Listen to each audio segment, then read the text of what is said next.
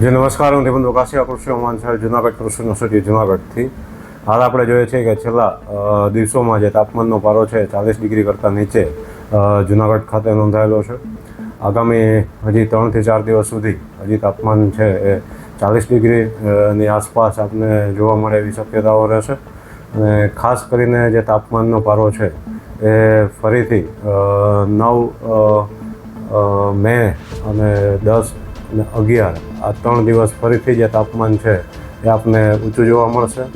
સાથે મહત્તમની સાથે જે લઘુત્તમ તાપમાન છે એ પણ આપને ઊંચું જોવા મળતા જે આ મંથના જે અંતિમ દિવસો છે એમાં ફરીથી જે તાપમાન છે આપને ઊંચું જોવા મળશે. સાથે લઘુત્તમ તાપમાન ઊંચું જોવા મળતા ગરમી અને બફારાનો સામનો છે એ આપણે આગામી દિવસોમાં કરવો પડે એવી શક્યતાઓ રહેશે. આગામી દિવસોમાં જોઈએ તો આકાશ છે એ ચોખ્ખું જોવા મળશે.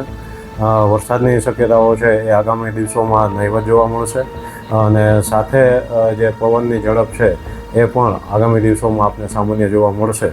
એટલે આપણે કહી શકીએ કે આગામી 3 થી 4 દિવસ સુધી હજી પણ જે તાપમાનમાં છે આપણે રાહત જોવા મળશે.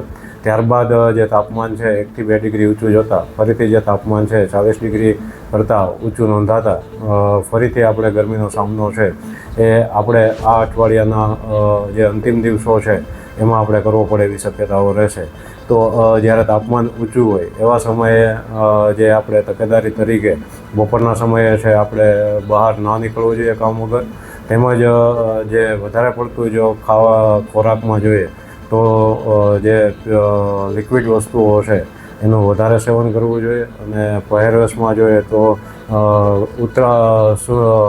સુતરાઉ કપડાઓ છે તેમજ ઊનના જે વ્હાઇટ કલર સફેદ કલરના જે કપડાઓ છે એનો પહેરવેશમાં સામેલ કરવો જોઈએ, જેથી કરી અને ગરમી સામે આપણને રક્ષણ મળી શકે.